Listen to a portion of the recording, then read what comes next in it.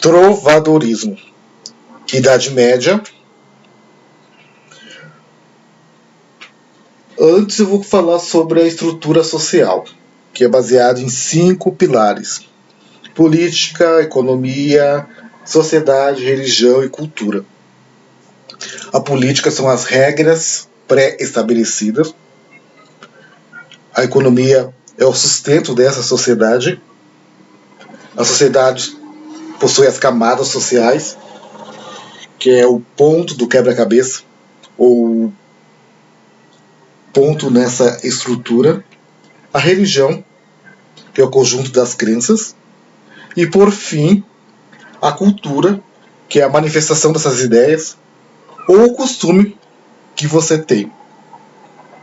Sabendo disso, vamos partir agora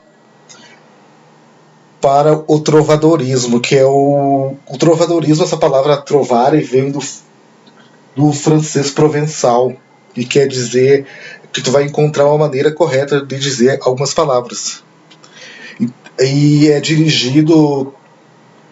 O trovador, na verdade, ele é um escritor-compositor. E geralmente essas narrativas são acompanhadas por instrumentos musicais. É uma narrativa musicalizada.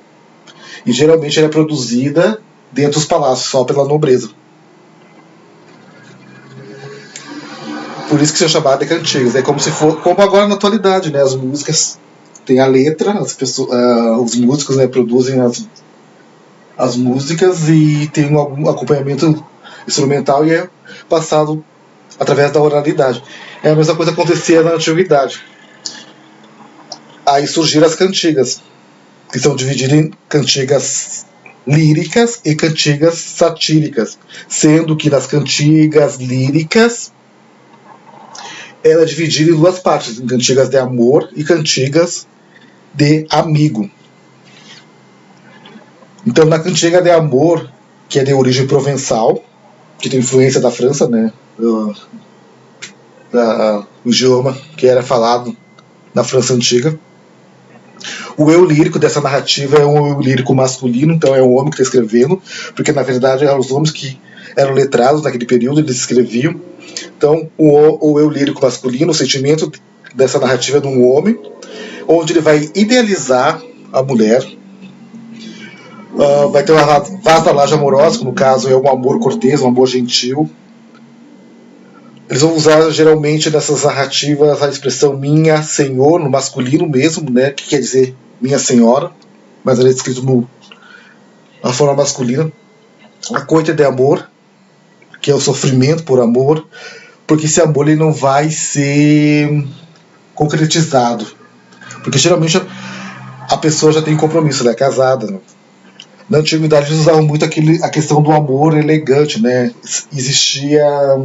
Sempre houve adultério em todas as épocas, na verdade, né? Então, e amantes sempre existiram também. Mas só que nem em muitas situações não era concretizado mesmo esse amor. A pessoa podia gostar de outra pessoa que tivesse um compromisso, mas não ia se efetivar. E geralmente essas narrativas eram feitas no ambiente da corte. Entendido isso, a cantiga de amigos já é de origem mais popular e é uma cantiga de amor. Tu vai se declarar para alguém, né? Pode ser para um amigo, para um amante, um namorado, ou para a própria mãe. Vai enaltecer a natureza também. Essa cantiga mais é confidencial, e o eu lírico é feminino, porque é como se o homem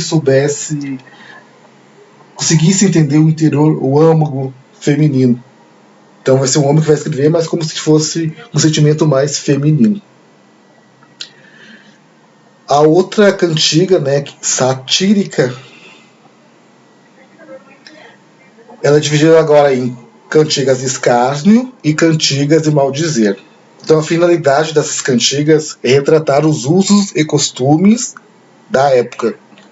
A cantiga de escárnio, ela faz uma crítica indireta, sem identificar para quem tu está falando aquilo ali. Então vai ser usado muita ironia e ambiguidade. Então tu não vai saber se foi para ti que a pessoa fez aquela cantiga, porque não é direcionada para ti, não tem a identificação. Já na cantiga de maldizer, a crítica vai ser direta, com identificação. Então aí vai ler tudo. Vai ter palavrões,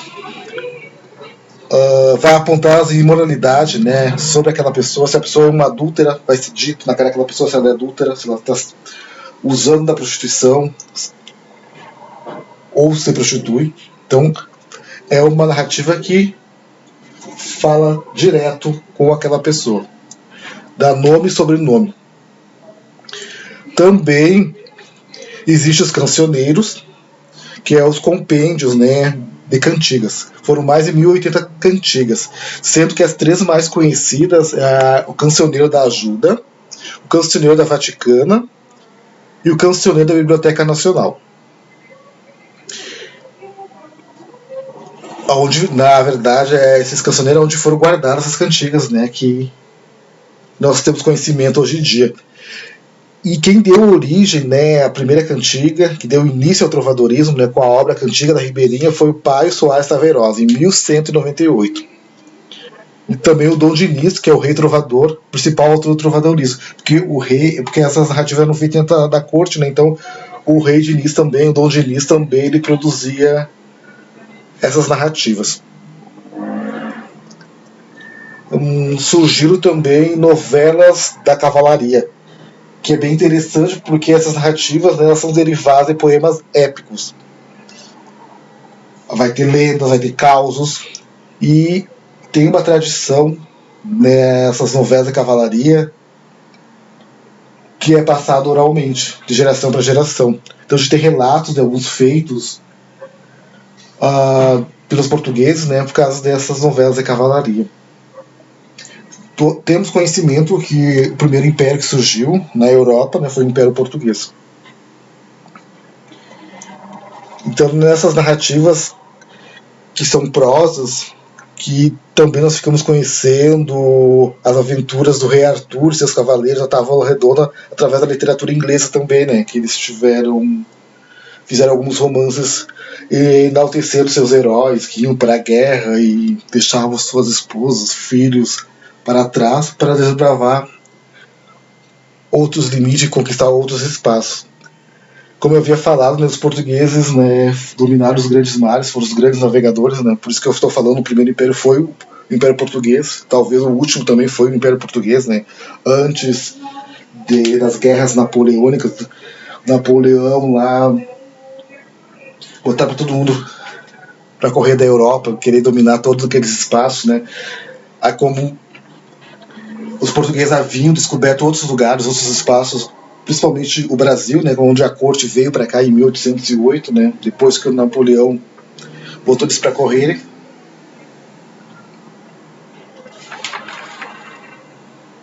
Deixa eu ver, tem alguma coisa que eu não falei?